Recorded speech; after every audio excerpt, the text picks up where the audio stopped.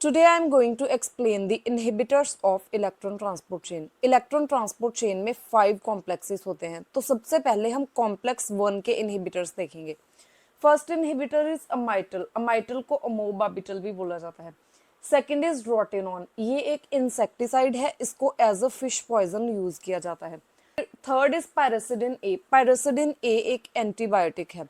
अब हम देखेंगे कि ये जो इनहिबिटर्स हैं ये कैसे अपना फंक्शन परफॉर्म करते हैं, ये कैसे इलेक्ट्रॉन ट्रांसपोर्ट चेन को इनहिबिट करते हैं. तो सबसे पहले जो कॉम्प्लेक्स 1 है इसके इनहिबिटर कॉम्प्लेक्स 1 के साथ बाइंड करेंगे. अब जो कॉम्प्लेक्स 1 है ये NADH को ऑक्सीडाइज करता है into NAD positive plus 2 protons. तो यहाँ से जो इलेक्ट्रॉन्स निकलेंगे ये ट्रांसफर होते हैं कॉम्प्लेक्स 1 में नॉर्मली. लेकिन अगर यहाँ पे इनहिबिटर बाइंड कर जाएगा तो यहाँ से जो इलेक्ट्रॉन्स निकलेंगे ये इनहिबिटर में बाइंड करेंगे. अब जो इनहिबिटर है ये तो इलेक्ट्रॉन ट्रांसपोर्ट चेन का पार्ट नहीं है, तो इसलिए ये इलेक्ट्रॉन्स को आगे फर्दर इलेक्ट्रॉन ट्रांसपोर्ट चेन में पास नहीं करेगा. तो जो इलेक्ट्रॉन ट्रांसपोर्ट चेन है ये यहीं पे स्टॉप हो जाएगी.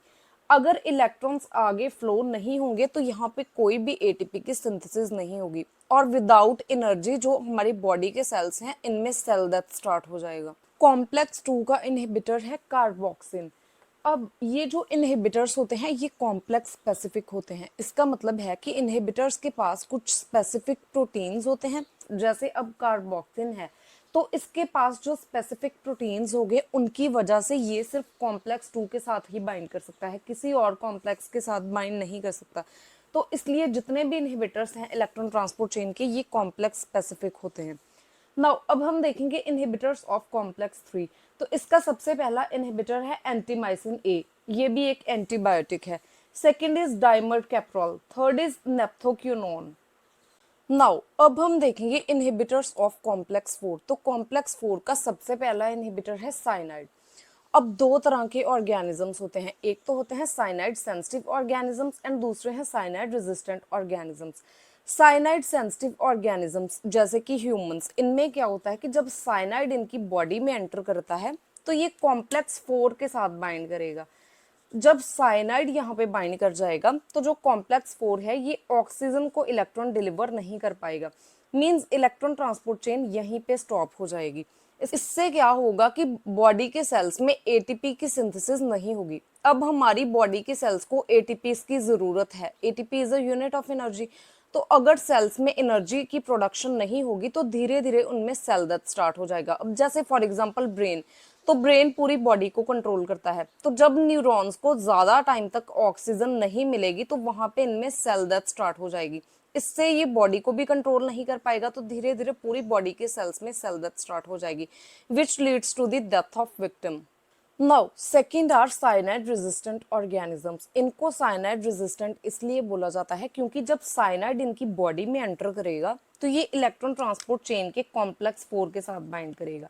लेकिन इन ऑर्गेनिजम्स में एक अल्टरनेटिव मैकेनिज्म होता है इलेक्ट्रॉन ट्रांसपोर्ट चेन का, क्योंकि इनकी इनर माइटोकॉन्ड्रियल मेम्ब्रेन में एक अल्टरनेटिव ऑक्सीडेज होता है. तो इस प्रोसेस में क्या होगा कि जो कॉम्प्लेक्स 1 है ये इलेक्ट्रॉन्स को डायरेक्टली ट्रांसपोर्ट करेगा अल्टरनेटिव ऑक्सीडेज में. तो यहाँ पे एटीपी की सिंथेसिस तो होगी लेकिन नॉर्मल से थोड़े कम एटीपीज बनेंगे. तो क्योंकि ज्यादा जो एनर्जी है इलेक्ट्रॉन्स की वो एज अ हीट बॉडी से रिलीज हो जाएगी. तो जो ये वाले ऑर्गेनिजम्स हैं जब इनमें ये वाला मैकेनिज्म परफॉर्म होता है अल्टरनेटिव ऑक्सीडेज के साथ तो इनका बॉडी टेम्परेचर इंक्रीज कर जाता है. Now second inhibitor of complex 4 is carbon monoxide. Carbon monoxide की हेमोग्लोबिन बाइंडिंग अफिनिटी ऑक्सीजन से कहीं ज्यादा होती है. तो जब कार्बन मोनोऑक्साइड अवेलेबल होगा तो ये हेमोग्लोबिन के साथ बाइंड करेगा.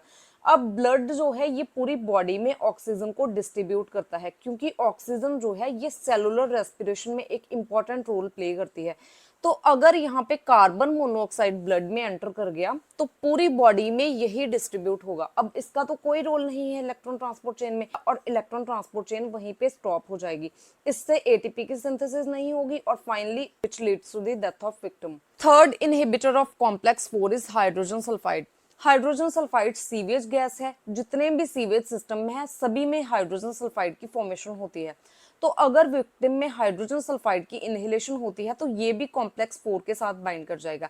इससे जो इलेक्ट्रॉन ट्रांसपोर्ट चेन है ये वहीं पे स्टॉप हो जाएगी। अगर हाइड्रोजन सल्फाइड ज़्यादा अमाउंट में बॉडी में एंटर कर जाता है तो ये भी विक्टिम में डेथ कॉज करता है।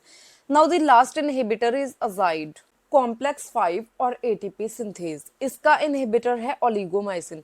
ओलिगोमाइसिन इज अ एंटीबायोटिक। अब ये जो ओलिगोमाइसिन है ये एफ नॉट कंपोनेंट के साथ जाके बाइंड करती है। अब जो एफ नॉट कंपोनेंट है ये प्रोटॉन्स को पंप करता है मैट्रिक्स में।